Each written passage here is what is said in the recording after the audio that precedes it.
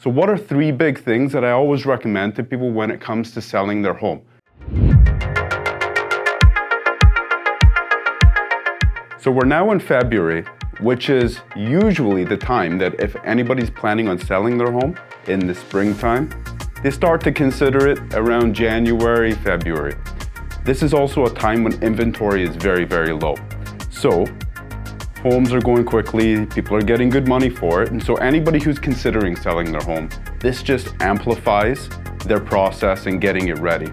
As we kind of get closer to March break, just after March break, that's when the inventory really starts to come. People use that time around March break to get some work done on the house, to go to the hardware store, to fix up the house, as we're kind of getting into the season where the snow is starting to melt.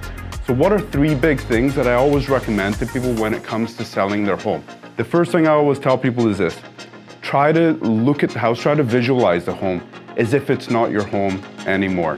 When that for sale sign goes out there and the home hits the market, you immediately have to start detaching yourself from your home, which means depersonalizing, taking off the personal pictures, the graduation certificates, the wedding pictures, the personal memorabilia. Start to take it down. I know it's not easy, but it's also very important. You want buyers to see the house now as if it's their house, not your old home. So start to depersonalize. Take away things in the house, declutter, things that you don't need anymore. Is there an ottoman there that's just now used to just stack newspapers on or just used for storage?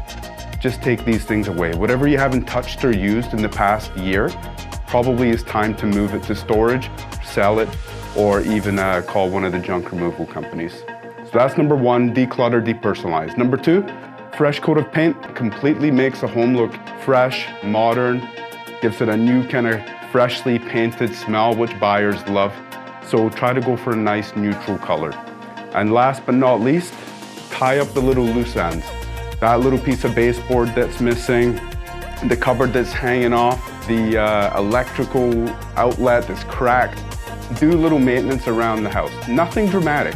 By depersonalizing, decluttering, fixing up the little odds and ends around the house, the transition pieces between the doors, for example, that have been chipped, or the dog's been scratching at it for years.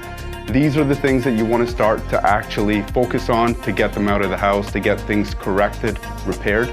And of course, a fresh coat of paint goes a long way. I hope that helps, guys. If you need any more advice, reach out to us.